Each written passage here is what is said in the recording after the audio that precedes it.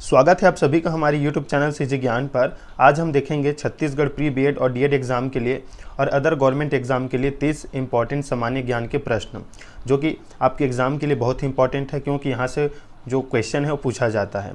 तो वीडियो के अंत तक बने रहिएगा और चैनल पर नए हो तो चैनल को ज़रूर सब्सक्राइब कीजिएगा। आज देखेंगे हम 30 इंपॉर्टेंट क्वेश्चन, जो कि बहुत ही इंपॉर्टेंट रहेगा छत्तीसगढ़ प्री बीएड और डीएड एग्ज़ाम के लिए। चलिए स्टार्ट करते हैं आज का फर्स्ट क्वेश्चन।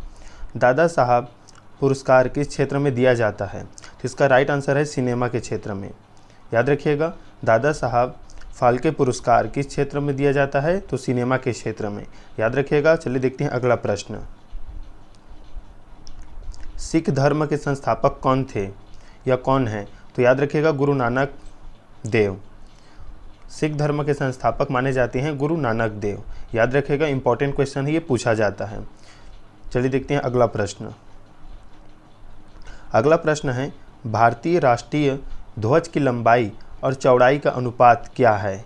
तो याद रखिएगा दोस्तों, बहुत इंपॉर्टेंट क्वेश्चन है। 3:2 है। 3:2 है लंबाई और चौड़ाई का अनुपात।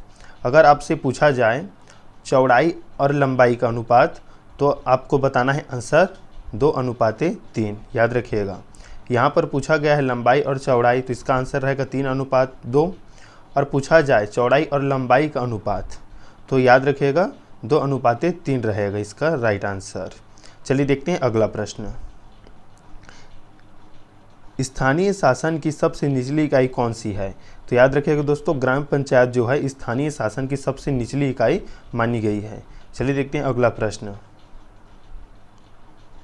ये क्वेश्चन इंपॉर्टेंट है। प्रसिद्ध नृत्य कथकली किस राज्य से संबंधित है? तो केरल से है।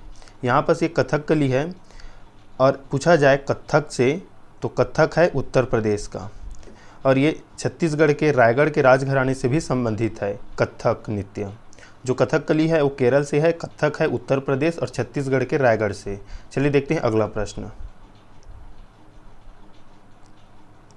गोल गुंबज कहाँ है? तो याद रखिएगा, बीजापुर में है। जो गोल गुंबज है वो बीजापुर में है, जो कि कर्नाटक में स्थित है बीजापुर। याद रखिएगा, ये भी पूछा जा सकता है कौन से राज्य में है, तो गोल गुंबज है कर्नाटक में।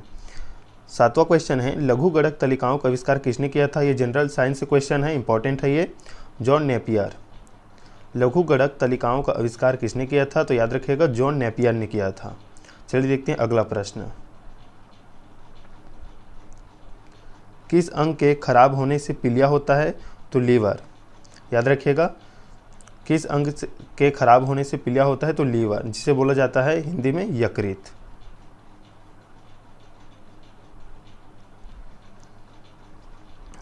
यकृत के खराब होने से पीलिया होता है। चलिए देखते हैं अगला प्रश्न। अगला प्रश्न, भारत का पहला परमाणु ऊर्जा केंद्र कहाँ स्थापित किया गया था? तो तारापुर, महाराष्ट्र में। याद रखिएगा, बहुत इंपॉर्टेंट क्वेश्चन है ये। भारत का जो पहला परमाणु ऊर्जा केंद्र है वो स्थापित किया गया था तारापुर, महाराष्ट्र में। चलिए देखते हैं अगला प्रश्न। भारतीय संविधान में कितने मौलिक अधिकारों का उल्लेख किया गया है? तो इसका राइट आंसर है 6। दोस्तों आप कमेंट कीजिएगा, मौलिक अधिकार को जो है वो कौन से अनुच्छेद में आता है? आप ज़रूर कमेंट कीजिएगा, बताइएगा। भारतीय संविधान में जो मौलिक अधिकार है, 6 मौलिक अधिकार को उल्लेख किया गया है, वो कौन से अनुच्छेद में आता है? आप ज़रूर कमेंट कीजिएगा। चलिए देखते हैं अगला प्रश्न। किस अनुच्छेद को निलंबित नहीं किया जा सकता आपातकाल के दौरान भी? तो देख लीजिए, अनुच्छेद 21 को, अनुच्छेद 21 को जो है आपातकाल के दौरान भी निलंबित नहीं किया जा सकता। चलिए देखते हैं अगला प्रश्न। इंपॉर्टेंट क्वेश्चन है, संविधान से पूछा गया है वो। भारत का पहला वायसराय कौन था? तो लॉर्ड कैनिंग था। इंपॉर्टेंट क्वेश्चन है, पूछा जाता है। इसमें बहुत से स्टूडेंट जो है वो कंफ्यूज हो जाते हैं। भारत का प्रथम वायसराय, गवर्नर जनरल, भारत का अंतिम, पहला स्वतंत्र भारत से, ऐसा पूछा जाता है। तो इसमें भारत का जो पहला वायसराय है वो लॉर्ड कैनिंग है, और भारत का स्वतंत्र भारत का अंतिम गवर्नर जनरल श्री राजगोपालाचारी है। याद रखिएगा, इंपॉर्टेंट क्वेश्चन है। चलिए देखते हैं अगला प्रश्न।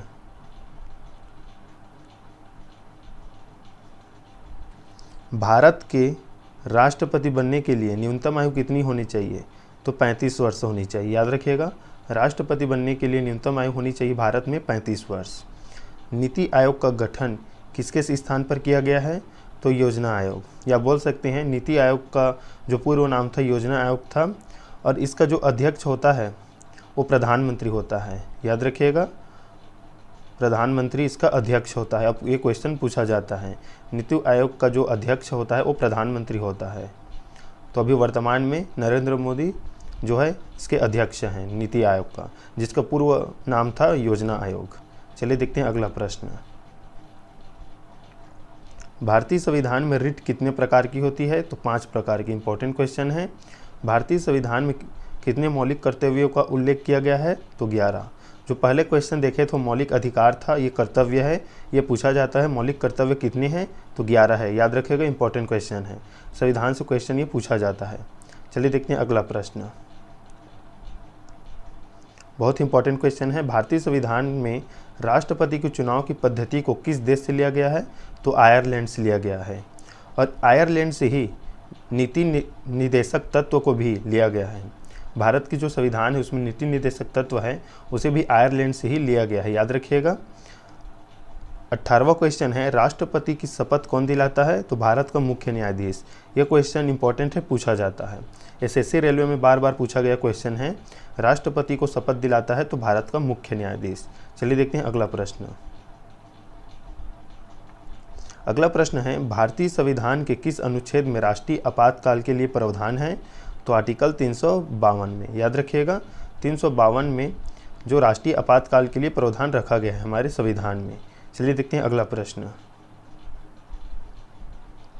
भारत के राष्ट्रपति द्वारा उच्च सदन मतलब राज्यसभा के लिए कितने सदस्य राष्ट्रपति द्वारा मनोनीत किया जा सकता है? तो जो राष्ट्रपति है वो 12 सदस्य को मनोनयन करता है। मतलब जो राष्ट्रपति है राज्यसभा के लिए 12 सदस्य को मनोनीत करते हैं। याद रखिएगा, पूछा जाता है, इंपॉर्टेंट क्वेश्चन है। चलिए देखते हैं अगला प्रश्न। भारत का मिनी कॉन्स्टिट्यूशन किस संशोधन के रूप में भी जाना जाता है? तो 42वां संशोधन। याद रखिएगा, इंपॉर्टेंट क्वेश्चन है, पूछा जाता है। जम्मू और कश्मीर राज्य विधानसभा का कार्यकाल कितने वर्ष का है? अब ये तो केंद्र शासित प्रदेश बन गया है, तो इसका जो विधानसभा का कार्यकाल है वो 6 वर्ष का है। याद रखिएगा। अखिल भारतीय सेवाओं के लिए नियुक्तियां किसके द्वारा की जाती है? तो राष्ट्रपति के द्वारा की जाती है। इंपॉर्टेंट क्वेश्चन है, पूछा जाता है। अगला प्रश्न है, इंपॉर्टेंट है, शारदा अधिनियम किससे संबंधित है? तो बाल विवाह से। याद रखिएगा दोस्तों, बहुत इंपॉर्टेंट क्वेश्चन है ये।